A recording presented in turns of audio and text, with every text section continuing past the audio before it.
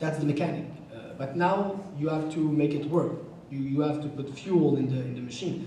You have to make people participate in the General Assembly, because it can be very beautiful as a structure, but if there is 20% in the Assembly, it's not that democratic. And so now there's the third part of my speech, which is called the escalation of pressure, the action plan. How do you make people, in fact, go in the structures and mobilize? And the key is that idea of escalation of pressure. Lorsqu'on a commencé à mobiliser pour la grève, c'était en 2010, c'était il y a 2 ans. Et évidemment, on n'a pas, le lendemain du dépôt du budget, on n'a pas dit dans les médias, on fait la grève générale illimitée, et quand on est allé dans nos assemblées générales, sur nos campus, c'est pas de ça qu'on parlait. On a commencé par des actions très petites. On a fait des pétitions, on a fait des actions symboliques, on a fait des actions médiatiques, des actions théâtrales. On a fait, après ça, des manifestations. Au début, on était 300, après on était 450, après on était 700. Mais à chaque fois, il y avait un peu plus de personnes. Puis à chaque fois, il y avait des nouveaux visages. Après 1 an comme ça à mobiliser, à faire des petites actions, on est rentré en septembre dernier en classe, et on a décidé d'appeler à une journée de grève nationale coordonnée. C'était le 10 novembre.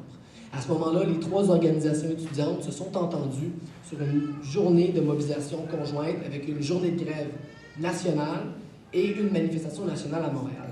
Il y a eu 30 000 personnes dans les rues de Montréal. C'était la plus grande manifestation que nous n'avions jamais vue. Depuis ça, on a eu 10 fois plus. Mais à l'époque, on était très impressionnés. When we voted this one-day strike, we said very honestly to the students, now we're proposing a one-day strike. But if it is not enough to make the government go back, we will seriously have to think about an unlimited general strike. And people voted for this strike knowing what was the next step. So when we came back at the winter semester, everyone was waiting for the vote for the unlimited general strike. We had to do mobilization, of course, but people were knowing what we have done in the past, and they were knowing what was coming in front.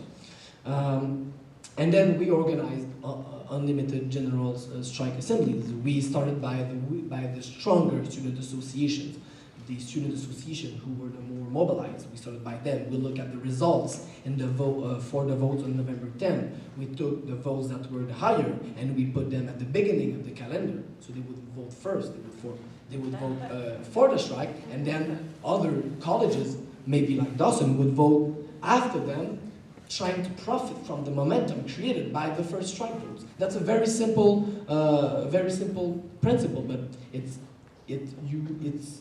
the biggest mistake would be to underestimate the importance of that type of national coordination. It's very, very important. La vraie raison, au fond, au-delà de toutes ces structures, ces arguments et ces stratégies, la vraie raison de notre succès, c'est aussi simple que le travail.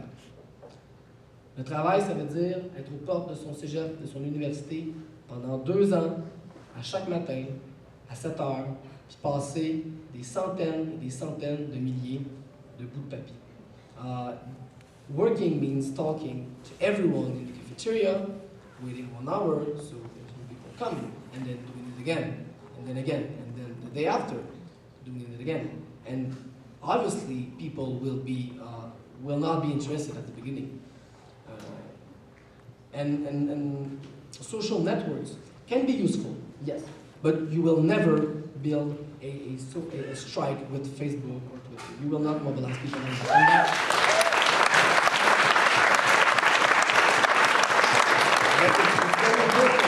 It's very important to say that, because in the Arab Spring context, there has been a big phantasm in the left wing, saying that the social media is now the key to mobilize people.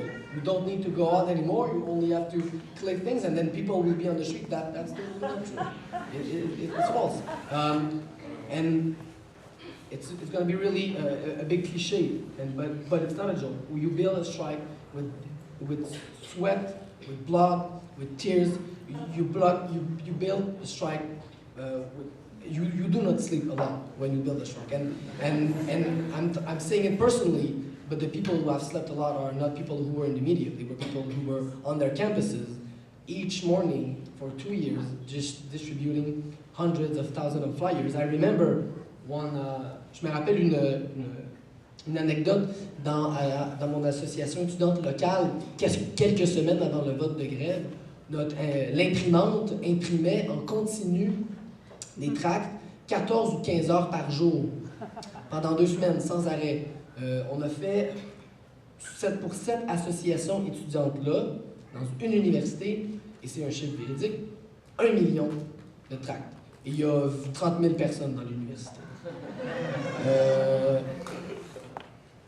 Sans arrêt, les gens parlaient aux gens, mobilisaient, et le vote de grève, il a été gagné. Et au début, on n'était pas beaucoup à passer les tracts. Au début, on n'était pas beaucoup. Après en avoir passé 500, mais il y avait une personne de plus qui en passait avec nous. Puis après en avoir passé 2000 autres, mais il y avait 2 personnes de plus qui étaient avec nous. Puis comme ça, tranquillement, sur 2 ans, on en est arrivé finalement à un mouvement historique. So, if there is only one thing that I think it's important to remember about what I said tonight, it's that very, very simple advice. Very simple. Never stop working. Never stop mobilizing.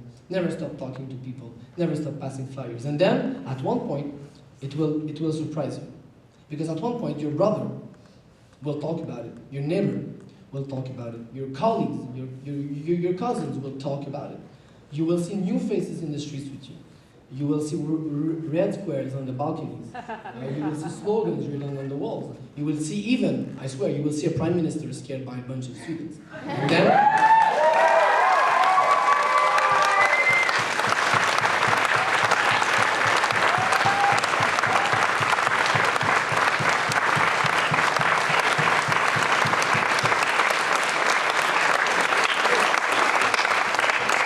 And then, at this precise moment, well, you will simply realize that you have won.